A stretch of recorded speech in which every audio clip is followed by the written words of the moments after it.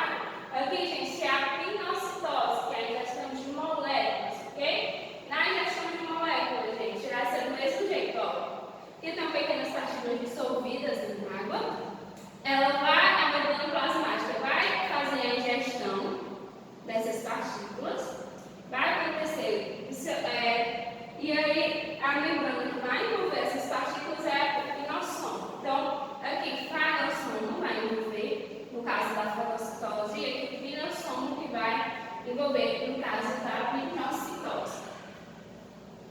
E aqui, gente, está mostrando um pouco sobre a exocitose.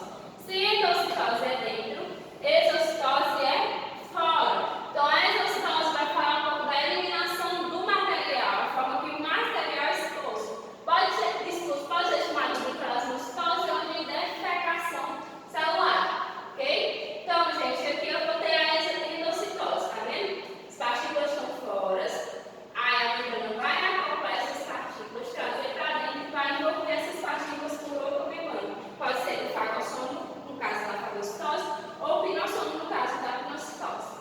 Já, ó, a exocitose é um processo contrário, tá vendo? Ó, as partículas estão dentro da célula, a membrana, que pode ser pinossomo ou fagossomo, vai se misturar com a membrana plasmática da célula e ela vai abrir. Quando ela abrir, as partículas vão sair de dentro da célula, ok? Então, o processo de exocitose é o contrário do processo de endocitose.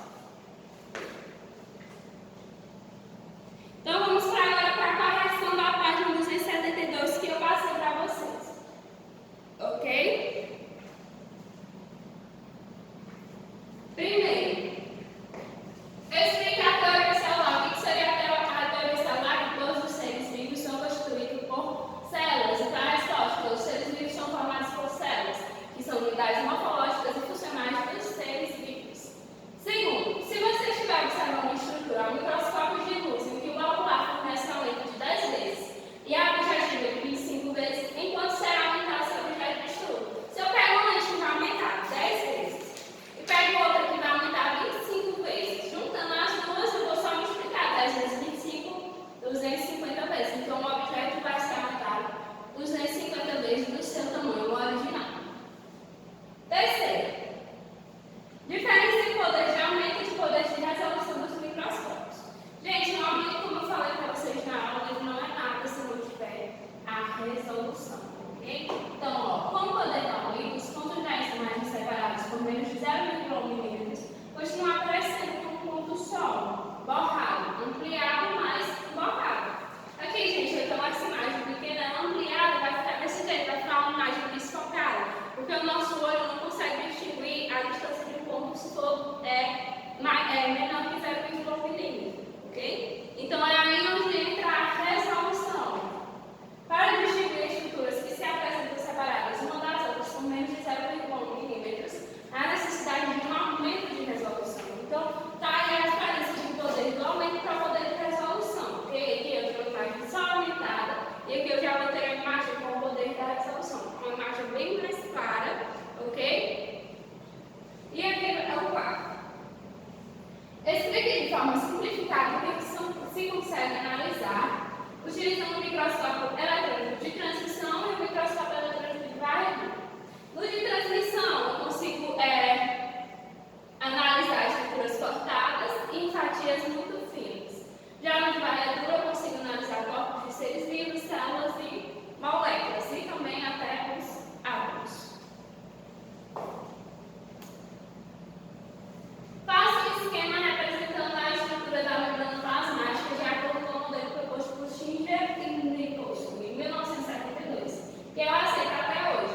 Então, gente, eu peguei a imagem que ilustra essa célula, a imagem que vem no livro de vocês, então vocês podem se basear nela, ok? Tem aqui a membrana, ó, formada por duas camadas de fosfolipídios, ok? E aqui eu tenho as proteínas, que é o que dá a passagem do nutriente de dentro para fora e de fora, para dentro da membrana, ok? Então, a membrana é constituída por fosfolipídios e proteínas.